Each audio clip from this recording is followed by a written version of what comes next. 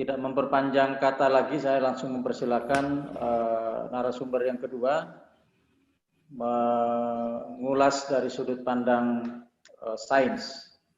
Dominir Sepdodo, Amaroni, silakan. Dan suara saya bisa didengar.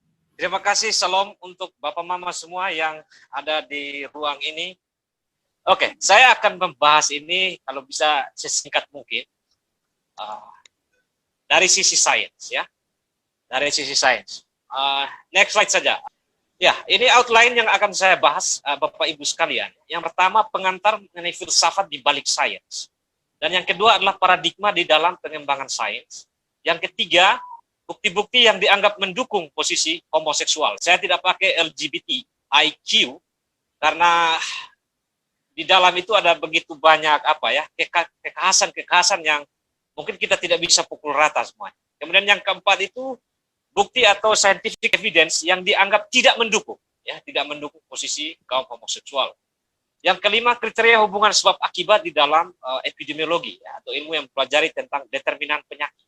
Dan yang kelima, hierarki atau kekuatan bukti-bukti di dalam konteks sains. Dan yang ketujuh, kedudukan sains atau produk sains dalam kaitannya dengan iman Kristen. Kita akan mulai dari yang pertama. Oke, yang pertama filsafat di balik sains. Bapak Ibu sekalian, di dalam dunia kita sekarang ya ada begitu banyak pandangan-pandangan dunia atau worldview. Ya. Dan di dalam catatan saya yang saya pelajari dan baca, harus saya membagi jadi 4 bagian. Yang pertama dari sisi pandangan tentang keberadaan jumlah. Ada pandangan dunia yang menganggap bahwa ya di dunia ini hanya ada satu yang benar-benar berkuasa, monoisme. Ada juga pandangan dunia yang lain mengatakan ini dualisme. Ada 2 substans atau zat yang sama-sama kuat. Kemudian ada juga pluralisme yang ya mungkin mempelajari tentang relativitas dan segala macam, ya. Itu soal keberadaan jumlah. Kemudian yang kedua, kalau kita bagi filsafat di balik tentang apa yang nyata. Di dunia ini ada pandangan dunia misalnya spiritualisme. Dia menyatakan materi itu tidak ada sama sekali. Yang ada adalah yang non materi. Kemudian ada yang pandangan yang materialisme, yang memandang bahwa yang nyata itu materi, yang non materi dianggap tidak nyata dan segala macam. Kemudian ada pandangan filsafat yang terkait dengan proses atau kejadian perubahan. Ada filsafat tentang mekanisme, ada mekanisme itu bagaimana dunia ini berjalan menurut hukum-hukum tertentu, ya, dan dideterminasi oleh hukum-hukum itu. Kemudian ada juga pandangan filsafat yang teleologi. Segala sesuatunya berkaitan dengan tujuan. Jadi ukuran sesuatunya nanti soal tujuan. Kemudian ada pandangan filsafat terkait dengan pengetahuan. Yakni ada bagaimana cara orang mendapatkan pengetahuan. Ada yang berpegang pada rasionalisme, ada yang berpegang pada empirisme, ada yang berpegang pada irasionalisme. Bahkan ada yang punya pandangan dunia dogmatisme. Nah, seluruh aliran-aliran filsafat ini Bapak Ibu punya keterkaitan dengan sains, dan saya beri warna lain. Yang pertama itu adalah materialisme dan yang kedua adalah empirisme. Ini punya kaitan erat dengan sains yang akan kita bahas berikut. Next slide. Oke. Di dalam sains, ya, ini perlu kita samakan persepsi dulu Bapak Ibu sekalian. Ada 2 paradigma di dalam pengembangan sains yang saya ketahui, ya. Ada 3, cuma satunya saya gabungkan jadi sama-sama, ya. Paradigma positivistik dan paradigma fenomenologi dan hermeneutik. Nah, positivistik ini memang dia cenderung atau digandrungi atau disukai atau berkembang di dalam kelompok ilmu-ilmu pengetahuan alam atau natural science. Sedangkan yang paradigma atau cara kerangka berpikir fenomenologi dan hermeneutik ini, dia cenderung digandrungi atau berkembang di dalam ilmu pengetahuan sosial atau social science, misalnya psikologi, ekonomi, dan lain-lain. Kalau yang ilmu pengetahuan alam, kimia, fisika, ya, biologi, dan seterusnya. Nah, paradigma positivistik itu berupaya untuk mendeskripsikan sesuatu atau menjelaskan tentang sesuatu fenomena, apa yang sedang terjadi. Sebaliknya, kekhasan di bagian fenomenologi dan hermeneutik itu lebih cenderung kepada upaya untuk memahami atau interpretasi. Seringkali kita temukan di dalam riset-riset yang kualitatif. Nah, itu perbedaan kedua ini. Kemudian ada di bagian positivistik, ada perbedaan yang jelas antara fakta dengan subjektivitas. Itulah sebabnya Bapak Ibu sekalian, di dalam riset itu ada kuesioner, ada alat ujian dikalibrasi sedemikian rupa, ya perlu ada standarisasi supaya hasil pengukurannya itu memang betul-betul memadai. Jadi yang dikedepankan di situ adalah nilai objektivitas. Sementara di sisi yang lain, sains di sisi yang lain yang kualitatif, yang sifatnya sosial, itu tidak ada batas yang jelas. Justru di sana subjektivitas bermain. Nah, di positivistik lagi banyak digunakan teknik statistik, matematik, ya, dan ya hal-hal yang sifatnya cenderung kepastian. Sebaliknya di sisi yang sebelah itu cenderung menggunakan data-data non kuantitatif, sehingga tidak mungkin dilakukan suatu operasi statistik. Memang sekarang di beberapa ilmu sosial kan ada juga penggunaan statistik, tapi ya sudah ada pengkategoriannya dari data-data yang sifatnya kualitatif. Jadi ya ada juga, tapi ya lebih banyaknya memang yang non kuantitatif. Di positivistik, sains berusaha menjaga jarak dengan objek. Jadi kalau lakukan eksperimen di dalam laboratorium dan segala macam itu perlu dikontrol berbagai macam variabel, sehingga yang betul-betul didapat itu adalah murni karena perlakuan, ya. Berjarak dengan objek. Nah sebaliknya di sisi yang fenomenologi atau hermeneutik itu berusaha mendekatkan diri dengan objek. Jadi di sana ya biarkan perasaan menguasai. Ini jelas sekali Bapak Ibu sekalian, kita lihat di dalam riset-riset misalnya tentang etnografi dan segala macam dengan pendekatan emik, pendekatan etik, bahkan ada yang sampai tidur bertahun-tahun, tidur dengan masyarakat yang tempatnya diteliti, tidur bangun di sana dan seterusnya. Nah sebaliknya di sisi yang positivistik, secara emosional itu diminta untuk netral. Nah ini kira-kira dua pandangan yang di dalam pengembangan sains yang terus ada di dalam dunia kita, ini mau kuliah dimanapun, tetap ada kaitan dengan paradigma ini. Nah, saya mungkin di dalam konteks ini tidak akan terlalu masuk ke bagian yang fenomenologi atau hermeneutik. Saya lebih memilih ke sisi yang positivis. Next slide. Ya, sebelum masuk ke sana, saya ingin memaparkan 7 argumen pendukung di tulisannya Dr. Andik Wijaya ya, tentang LGBT. 7 argumen pendukung terkait dengan LGBT. Yang pertama, LGBT adalah kelompok tertindas dan mendapat stigma negatif yang perlu dibela. Jadi ya harus diterima. Kemudian alasan kedua misalnya perilaku yang normal, karena American Psychiatric Association bilang bahwa ini bukan lagi suatu penyimpangan perilaku seksual. Yang ketiga misalnya homoseksualitas itu normal karena homoseksual itu adalah perilaku yang diturunkan. Jadi ada semacam pewarisan sifat, sesuatu yang terjadi alamiah. Kemudian yang keempat, homoseksual itu tidak memiliki dampak negatif. Itu hanyalah variasi yang normal. Ya. Dan seterusnya, tidak bisa disembuhkan. Jadi tidak perlu berubah. Jadi ini sudah banyak pelegalan di negara-negara lain. Jadi tidak masalah misalnya. Kemudian tidak pernah dilarang di Alkitab dan berbagai macam argumen lain. Tapi kalau diringkas kira-kira 7 yang utama. Nah, mungkin di dalam diskusi kita akan menyentuh beberapa yang lain, tetapi saya ingin fokus pada yang ketiga, karena di dalam saya membaca atau menyiapkan materi ini, memang jantung dari argumen dari teman-teman yang homoseksual adalah yang terkait dengan perilaku yang diturunkan atau sesuatu yang ini tidak bisa, sesuatu yang kodrat, sesuatu yang dari sononya memang sudah begitu. Nah, nanti kita akan lihat dari sains seperti apa terkait dengan hal ini. Next slide, Pak. Iya. Inilah bukti yang saya coba angkat ya, yang saya coba paparkan di sini terkait dengan yang dianggap mendukung posisi teman-teman yang homoseksual, yang orientasi homoseksual. Sejarahnya memang Bapak Ibu sekalian dari Magnus Hirschfeld ya, dari Jerman, artinya di dalam publikasi-publikasinya ya. Jadi dia memang yang pertama menulis tentang hal ini dan mengatakan ya semacam hipotesis begitu bahwa homoseksual itu adalah bawaan. Beliau ini seorang seksolog, di dalam beberapa literatur juga beliau ini ada keterangan bahwa beliau adalah seorang gay. Dia keturunan Yahudi yang dulu sangat dicari-cari oleh Nazi zaman itu, karena Nazi pada zaman Hitler waktu itu sangat tidak menyukai, bahkan ketika ada institut untuk sexual science-nya di Jerman itu dibakar oleh Nazi dan seluruh buku-bukunya itu juga ikut terbakar. Ya. Tapi dia sangat terkenal untuk memperjuangkan hak-hak dari teman-teman yang memiliki orientasi homoseksual. Kemudian dari hipotesis yang dibangun oleh Manius, kemudian dilanjutkan oleh dua ahli ya, Bailey dan Pilar ya. Dan ini dipublikasikan tahun 91 di jurnal JAMA Psikiatri. Ya. JAMA Psikiatri ini berafiliasi dengan American Medical Association. Jadi asosiasi medisnya Amerika, mungkin di sini setara dengan IDI kan. Kalau mungkin mau dibandingkan organisasi. Nah, dia ini meneliti pasangan saudara yang salah satunya gay. Nah, hasilnya ada 4 kategori Bapak. Ada yang kembar identik, ada kembar biasa, kemudian ada yang saudara biologis, dan ada yang saudara angkat. Yang dia temukan adalah dia yang kembar identik itu 52% itu berkembang jadi.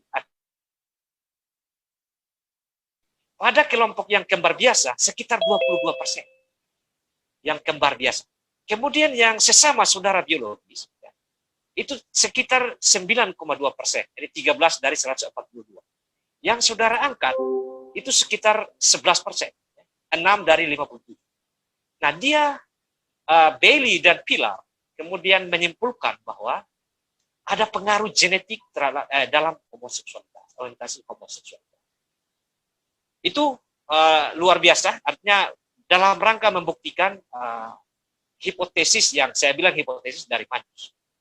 Kemudian dari tahun 91 ada lagi ini salah satu publikasi yang sangat terkenal dan itu juga dipakai oleh berbagai macam aktivis untuk melakukan advokasi di mana-mana. Ya.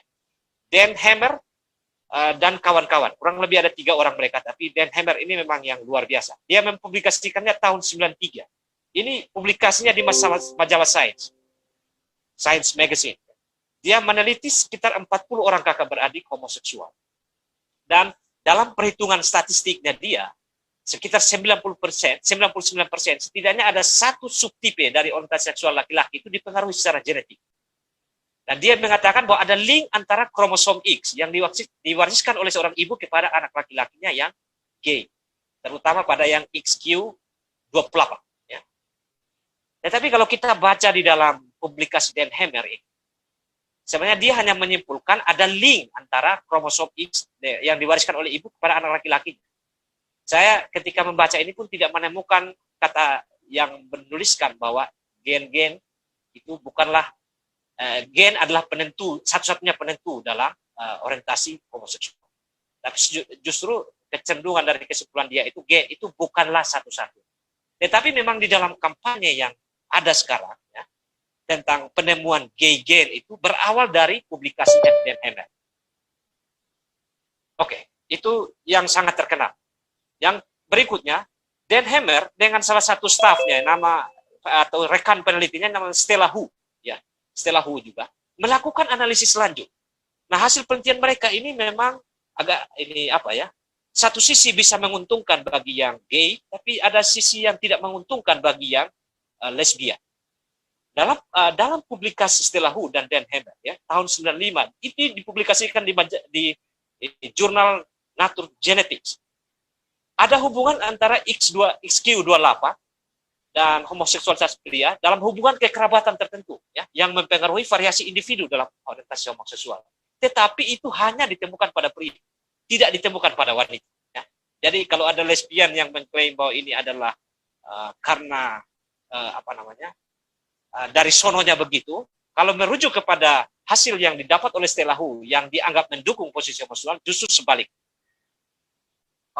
Itu sekitar 95. Nah, saya menemukan lagi satu penelitian dari Sanders dan kawan-kawan 2014. Ini dipublikasikan tidak main-main Bapak Ibu. Ini jurnal-jurnal yang saya ambil, ini bukan jurnal kacang-kacangan. Ya. Ini jurnal yang luar biasa, dari Cambridge, di dalam jurnal Psychological Medicine. Ya. Sanders ini, dia men-scan, memeriksa hubungan seluruh genom pada 409 pasangan independen dari saudara homoseksual. Ya. Ada 908 individu yang dianalisis dalam 384 keluarga. Temuannya luar biasa, dia mengatakan bahwa mendukung keberadaan gen pada kromosom perikomentik 8 dan kromosom XQ28 yang mempengaruhi perkembangan orientasi seksual laki-laki. Nah, kurang lebih Bapak Ibu sekalian, 4 hal ini yang dianggap luar biasa di dalam temuan-temuan yang dianggap mendukung posisi dari teman-teman yang homoseksual. Next slide. Yang berikut Bapak Ibu, kalau tadi kita menemukan ada scientific evidence yang dianggap mendukung posisi homoseksual, ada juga bukti atau scientific evidence yang dianggap tidak mendukung posisi homoseksual. Yang pertama, penelitian dari Profesor George Rice dan kawan-kawan di Kanada. George Rice ini hasil publikasinya Dan Hammer. Kemudian dia melakukan replikasi ya dengan cara ya seperti cara yang dilakukan oleh Dan Hammer di tahun 99, dan dia meneliti sama seperti itu dan diperbanyak juga. Nah, temuan dari Profesor George Rice dari Kanada ini justru sebalik. Kakak beradik tidak memperlihatkan kesamaan penanda di gen XQ28. Jadi secara saintifik itu terjadi secara kebetulan. Dan dia membuat publikasi juga di majalah yang sama di Science Magazine, dan tempat yang sama juga dengan Dan Hammer. Luar biasa Bapak Ibu, di jurnal-jurnal internasional hal-hal yang sangat berkontradiksi itu juga sama-sama dipublikasikan.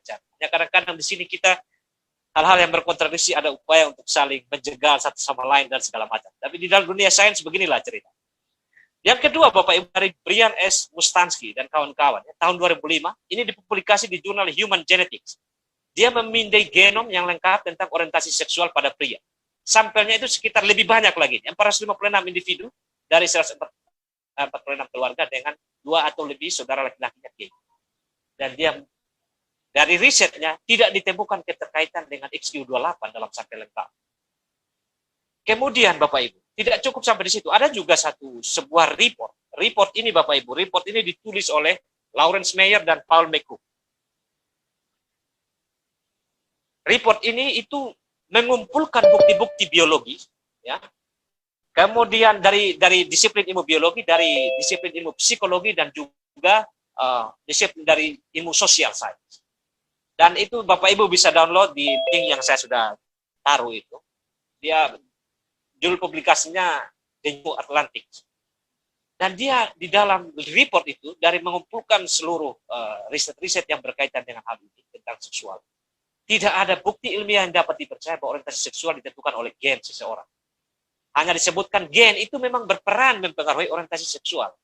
Meski ada faktor genetik yang berkontribusi, tetapi ada faktor lain yang juga turut mempengaruhi. Ya. Bisa lingkungan, bisa stres sosial, bisa pelecehan secara emosional, fisik, dan lain-lain. Ini dari Lawrence Meyer dan Paul McCook. Kemudian, yang paling terakhir Bapak Ibu yang saya lihat, Andrea Gana dan kawan-kawan tahun 2019. Ini lebih banyak lagi yang dia libatkan di dalam risetnya. Ada sekitar 493.001 orang. Subjeknya itu dari US, dari Amerika, dari Inggris, dan dari Swedia. Dan dari hasil risetnya dia, ya, perilaku seksual sesama jenis dipengaruhi oleh bukan oleh satu gen saja, tetapi dia menemukan ada beberapa gen, ada banyak, dan ditambah dengan faktor-faktor yang lain. Jadi dari sini Bapak Ibu ada 2 hal. Ada dukungan sains terhadap posisi teman-teman yang homoseksual, dan ada juga dukungan sains terhadap teman-teman yang heteroseksual. Next slide. Nah, Bapak Ibu sekalian, ini kaitan dengan filsafat yang tadi saya sampaikan di depan. Kalau orang-orang yang berpandangan penuh atau mempercayakan keyakinannya penuh pada pandangan dunia materialisme, ya, mari coba kita lihat materi. Tentu kita di sini mungkin pernah belajar di SMA tentang kimia, pernah belajar biologi dan segala macam. Di kimia kita belajar tentang atom. Di atom itu adalah sesuatu yang tidak bisa dibagi lagi. Ya, meskipun belakangan kemudian kita dalam teori atom yang terus berkembang, di sana ada elektron, ada proton, ada neutron. Ya, elektron yang negatif, proton yang positif, kemudian neutron itu yang bebas, netral. Ya. Di dalam dunia ini Bapak Ibu, termasuk tubuh Bapak Ibu sekarang dan saya, termasuk HP yang kita pegang, laptop yang kita pegang itu, semua tersusun oleh unsur-unsur. Kalau kita belajar kimia ada sekitar 118 unsur.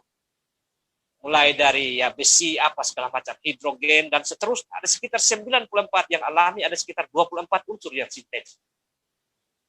Kemudian dari unsur, Dia akan ada molekul di sana, ada senyawa dan seterusnya di dalam pelajaran kimia yang kita mungkin pernah pelajari di SMA.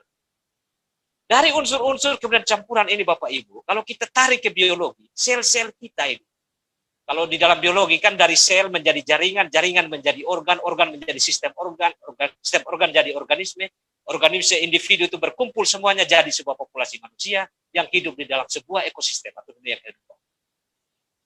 Di manakah gen itu? Nah, gen itu yang kita pelajari sampai ada di sel. Dia susun dari apa dia? Nah, ini yang kita akan lihat di slide berikut. Next slide. Nah, gen itu Bapak Ibu, selama ini kan kita sering bilang, oh ini secara kodrati dan sebagainya. Coba kita memahami gen. Gen adalah kumpulan nukleotida.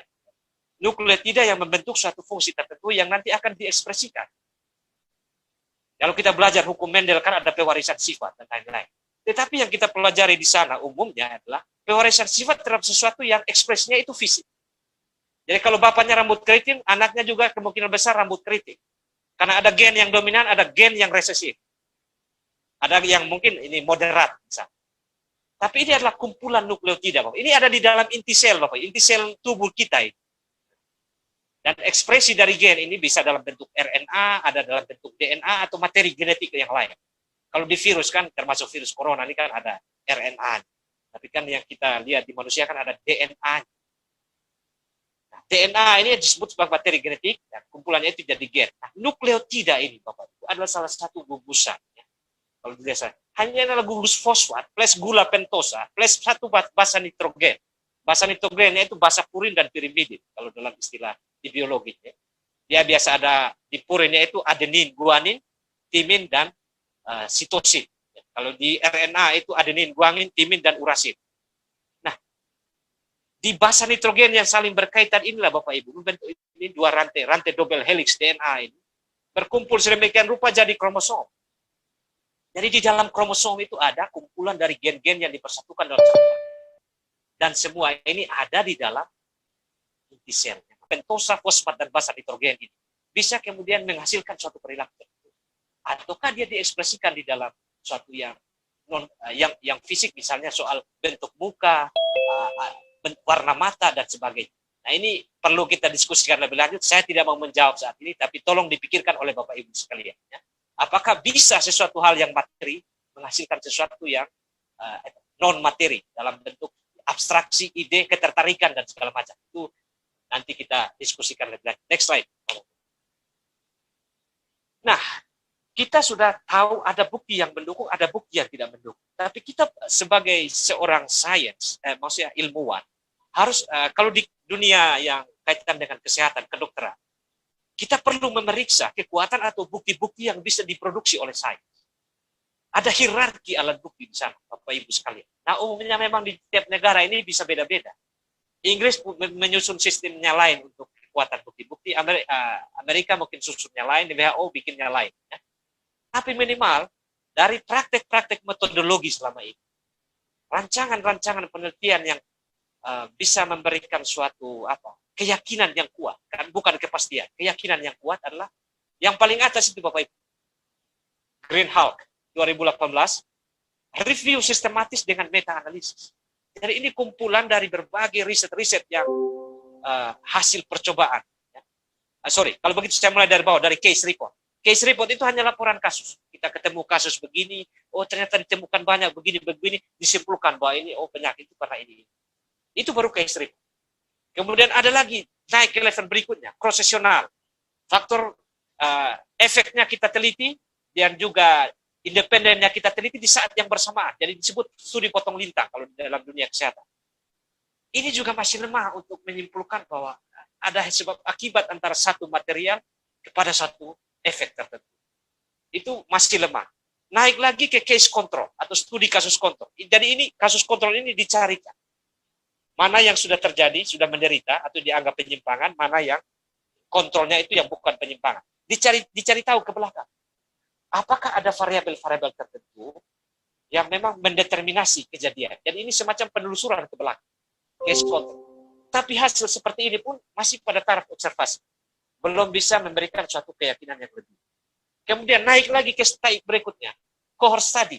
Cohort study itu Bapak Ibu sekalian, ada orang punya gejala, terus diikuti selama sekian tahun ke depan. Bisa ikutinya selama 5 tahun, kira-kira nanti dia sakit apa? Atau dia akan mengalami penyimpangan apa? Nah, studi yang panjang seperti itu, ini pun masih observasi, belum ada perlakuan sama sekali. Itu belum juga memberikan kita suatu kepastian yang luar biasa. Hanya sebuah pengamatan. Ya kan terlalu banyak variabel yang bisa mempengaruhi suatu kejadian. Kemudian naik kepada RCT istilahnya, randomized control trial. Itu betul-betul eksperimen dengan kontrol dan pengulangan. Ya. Dan ada kontrol, ada pengulangan. Ya. Dan ada random di sana.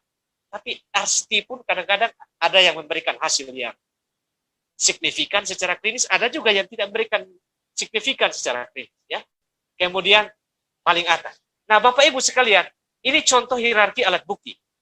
Nah, dari riset-riset yang ada, belum ada yang sampai pada RCT misalnya, atau yang menggunakan perlakuan. Hanya semua itu basisnya pengamatan. Jadi dari sains kita juga sulit untuk mendapatkan satu kesimpulan yang kuat. Ini Bapak Ibu lihat alat bukti dari bawah yang paling lemah. Nanti baca saja atau download saja nanti dari internet, linknya saya sudah siapkan, lihat di sana. Pada level manakah riset itu dilakukan.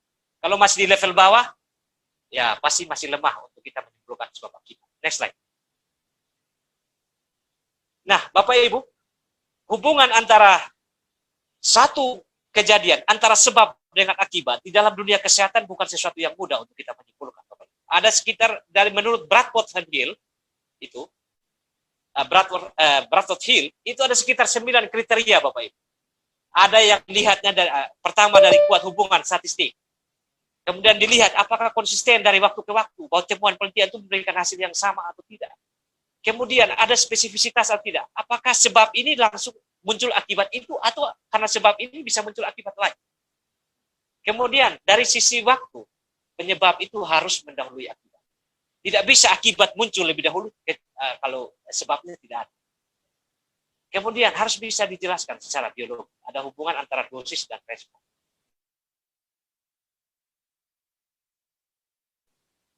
Secara teoritis itu bisa dijelaskan. Kemudian itu juga melalui suatu eksperimen, ya, intervensi efek yang luar biasa. Dan kalau perlu 9 ini Bapak Ibu, ada penyebab yang penting, yang harus ada. Necessary cause istilah. Kemudian ada penyebab yang cukup. Nah, kemudian ada penyebab kontribusi terhadap suatu kejadian. Nah, kalau misalnya Bapak Ibu sekalian, kita mau adalah sesuatu yang normal, yang dari sononya begitu, berarti kita perlu memeriksa apakah ini secara statistik punya kekuatan hubungan dari bukti-bukti yang ada. Adakah ditemukan sebuah konsistensi? Apakah ada spesifisitas? Dan seterusnya, kita perlu memeriksa dulu ini semua untuk sampai pada kesimpulan. Next slide. Oke, Bapak Ibu sekalian, ada bukti sains yang mendukung, ada bukti sains yang tidak mendukung. Saya ingin quote dua pernyataan dari Profesor James Shapiro. Ya. Ini seorang ahli biologi dari Amerika. Dia mengatakan begini. Sains itu sepenuhnya adalah metode penyelidikan dan penelitian. Sains terkait dengan bagaimana Anda mencari jawaban ada pertanyaan tertentu. Kemudian menerapkan jawabannya bagi kehidupan. Misalnya bagaimana lampu menyala atau bagaimana suatu proyektor berfungsi. Nah, atau supaya pakaian kita tidak terlepas. Metodelah yang mencirikan sains. Jadi kalau ada yang mengatakan bahwa sains menyatakan ini itu sebagai fakta absolut, menurut Profesor James Shapiro, dia adalah segala sesuatu di sains itu tentatif. Ya, jadi hari ini bisa jadi yes, besok nanti ditemukan lagi. Tidak seperti itu lagi. Mungkin 3.000 tahun yang akan datang setelah generasi kita ini selesai, mungkin temuannya akan berbeda lagi. Itu quote pertama dari Profesor James Shapiro. Next slide, quote kedua. Quote kedua, segala sesuatu adalah teori. Ya. Kalau saya membaca buku kimia dasar pada halaman tertentu bicara tentang teori atom, Dalton, teori atom Rutherford, teori atom yang lain. Ya. Sekarang pun masih disebut sebagai teori atom. Tidak ada yang mempertanyakan hal ini. Gagasannya masih disebut sebagai teori. Tidak ada yang mempertanyakan sampai saat ini. Tapi bukan berarti kita tidak boleh. Atau kalian tidak boleh mempertanyakan. Kalau memang kalian mau. Kalau menurut kalian materi tidak terbuat dari atom, silakan lanjutkan. Tidak ada yang suci di dalam sains. Ini menurut James Shapiro. Nah, kalau kita lihat dari quote-quote ini Bapak Ibu sekalian, ya saya sebagai orang yang membawakan materi dari sisi sains, sains memang dalam hal ini ada yang mendukung, ada yang tidak mendukung. Ya, kita hanya sampai di di persimpangan. Ya, di persimpangan. Saya juga dalam proses ini hanya memaparkan saja bukti-buktinya yang pernah saya baca. Saya mungkin tidak akan dulu. Nanti kita berkembang di dalam diskusi. Next slide, Bapak Makuro. Nah, bagaimana kedudukan sains dan produk sains dalam iman dengan iman Kristen? Bapak Ibu sudah lihat tadi sains bisa bertentangan, 1, 2, dan lain sebagainya. Nah, kaitan dengan iman Kristen, bisa jadi ada kelompok pertama yang anti sains. Apapun yang disebutkan oleh sains pasti salah, karena dia tidak suka. Yang benar adalah agama. Oleh karena itu, sains tidak perlu pelajari sains. Ini kemungkinan pertama, ya, atau kelompok pertama. Kelompok kedua, menerima hal yang sejalan dengan agama dan menolak yang kontradiksi dengan agama. Kalau ada yang berkontradiksi dengan agama itu ditolak, itu tidak betul. Yang sejalan dengan agama yang dan biasanya ada kepakaran tersendiri yang merupakan teori ya, yang sejalan dengan ajaran agama. Kita pilih-pilih. Yang mirip kayak yang tadi Pak Makuro bilang cherry picking mungkin ya. Mengambil hal-hal yang menguntungkan saya dan mengabaikan sekian banyak bukti yang mungkin tidak menguntungkan saya. Memilih untuk tidak bahas. Yang ketiga, bisa jadi menerima semua yang dikatakan sains. Termasuk yang bertentangan dengan ajaran agama. Lalu menyesuaikan ajaran agama tadi dengan pendapat atau teori sains yang tadi. Atau menyesuaikan yang ajaran agama dengan hasil penelitian sains. Kemudian yang keempat, ini memang suatu pandangan yang tidak lazim. Itu mungkin juga 1, 2, 3 itu lazim orang dengar di mana-mana. Tetapi yang keempat itu agak berbeda. Keempat itu menempatkan sains pada tempat. Sains hanya dipandang sebagai suatu alat yang untuk kebermanfaatan, untuk kemanfaatan kehidupan. Kalau sains itu berguna pakai, kalau tidak berguna dalam hidup di dunia ini ya buang. Dia tidak punya kaitan dengan sesuatu yang namanya kebenaran hakiki. Sains tidak memberi kita satu norma terkait dengan kebenaran atau kesalahan. Sains hanya memberitahu kita apa yang sedang terjadi. Memang ini bukan suatu pandangan yang klasik, ini sesuatu yang tidak lazim. Nah, saya tidak tahu, Bapak Ibu yang ikut webinar ini ada di posisi mana? Nanti beritahu saya di bagian akhir. Next slide. Oke, thank you. Ternyata sudah selesai.